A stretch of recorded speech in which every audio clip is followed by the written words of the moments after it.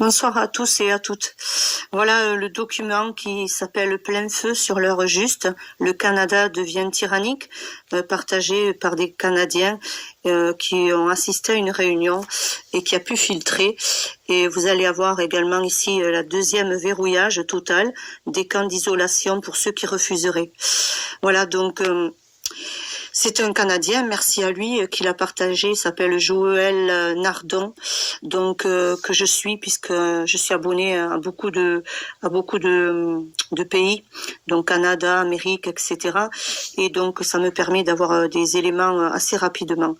Voilà, donc le 14 octobre, il dit « J'ai reçu cela d'un membre élu du gouvernement canadien qui est consterné par les projets du cabinet du Premier ministre. » Donc ça s'appelle le PMO pour nos voisins du Nord. C'est un cauchemar qui est en train de se dérouler. Je veux vous fournir des informations très importantes. Je suis un membre du comité du Parti libéral du Canada. Je siège dans plusieurs groupes de comités, mais les informations que je fournis proviennent du comité de planification stratégique qui est dirigé par le cabinet du Premier ministre. Je dois commencer par dire que je ne suis pas content de faire ça, mais je le dois. En tant que Canadien et surtout en tant que parent qui souhaite un avenir meilleur, non seulement pour mes enfants, mais aussi pour les autres enfants. Et en ce qui me concerne, je relais également ce document et je m'ajoute également à ce monsieur et à ce qu'il évoque également. Moi, ce que je veux également, c'est le bien de l'humanité. Et voilà pourquoi je fais également tout ce travail de partage vis-à-vis d'autrui. Voilà. Voilà, c'est un document très très important et où vous allez avoir toutes les dates clés. Voilà l'autre raison, dit-il ici, ce monsieur, pour laquelle je fais cela, c'est parce qu'environ 30% des membres du comité ne sont pas satisfaits de la direction que ça prend au Canada. Mais nos opinions ont été ignorées. Ils prévoient d'aller de l'avant vers leur objectif.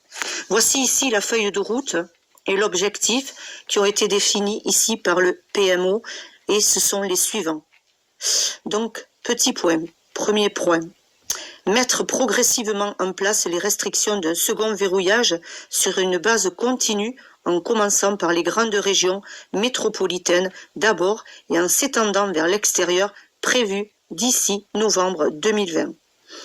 Accélérer l'acquisition ou la construction d'installations d'isolement dans chaque province et territoire, prévu décembre 2020. Les nouveaux cas quotidiens de Covid augmenteront au-delà de la capacité de test, y compris une augmentation de décès qui sont liés au Covid en suivant les mêmes courbes de croissance, sont attendus pour fin novembre 2020. Second verrouillage complet et total, beaucoup plus strict que les restrictions du premier verrouillage et la deuxième phase de roulement, prévue fin décembre 2020, début janvier 2021. Réforme et extension du programme de chômage en vue de sa transition vers le programme de revenus de base universel, prévu ici le premier trimestre 2021. Mutation projetée du Covid-19 ou co-infection avec un virus secondaire qui s'appellera le Covid-21, conduisant à une troisième vague avec un taux de mortalité beaucoup plus élevé et un taux d'infection plus élevé prévu pour février 2021.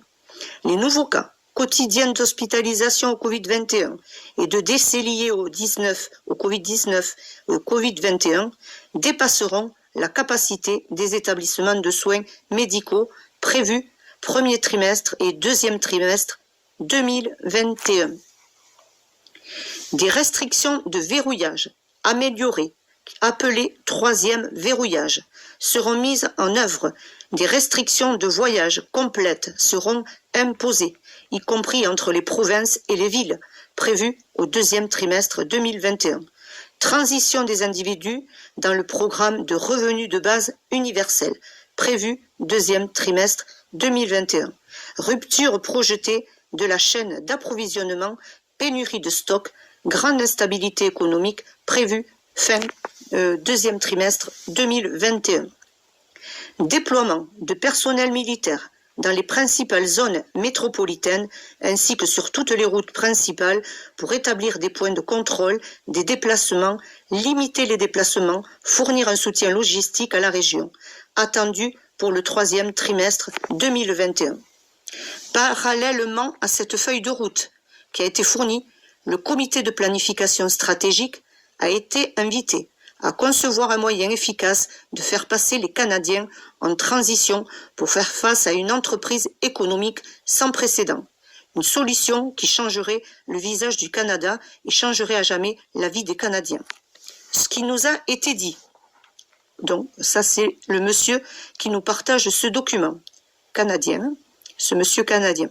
Ce qui a été dit, c'est que pour compenser ce qui était essentiellement un effondrement économique à l'échelle internationale, le gouvernement fédéral allait offrir aux Canadiens un allègement total de la dette.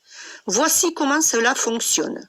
Le gouvernement fédéral proposera d'éliminer toutes les dettes personnelles, hypothèques, prêts, cartes de crédit, etc., dont tout le financement sera fourni au Canada par le Fonds monétaire international dans le cadre de ce qui deviendra le Programme mondial de réinitialisation de la dette.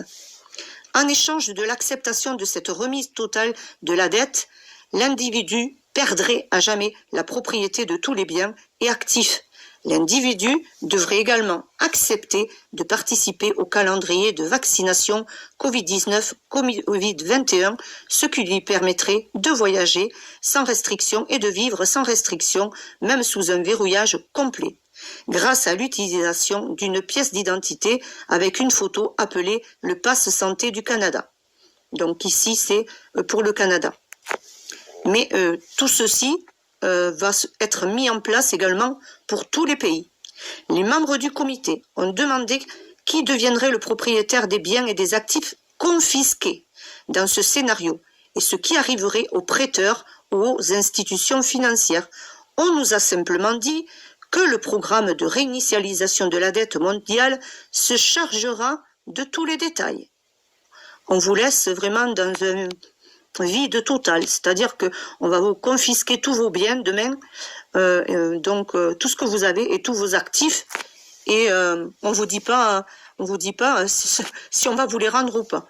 Donc ne comptez pas sur le fait qu'on vous les rende, surtout. Donc ici, les membres du comité ont demandé qui deviendrait le propriétaire des biens et des actifs qui seraient confisqués. Eh bien ici, vous voyez, c'est le vide.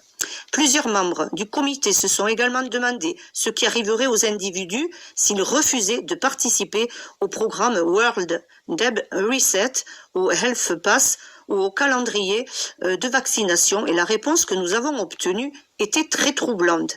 Essentiellement, on nous a dit qu'il était de notre devoir de nous assurer que nous élaborions un plan pour que cela ne se produise jamais.